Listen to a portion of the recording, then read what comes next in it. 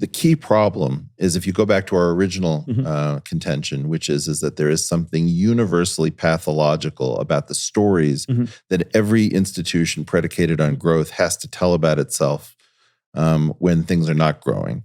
The biggest danger is that somebody smart inside of the institution will start questioning things and speaking openly.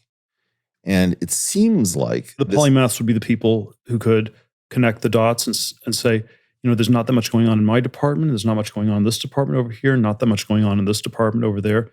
And those people are very, very dangerous. One of my friends studied physics at Stanford in the late 90s.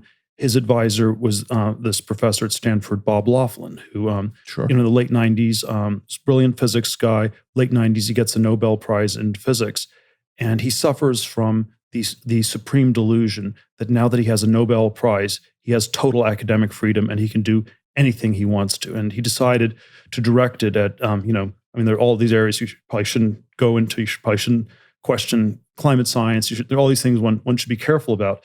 But he went into an area far more dangerous than all of those. He was convinced that there were all these people in the university who were doing fake science, who were wasting government money on fake research that was not really going anywhere. And he started by investigating other departments. He started with the biology department at Stanford University.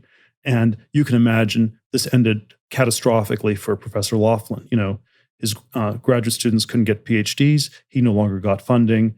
Nobel Prize in physics, no protection whatsoever.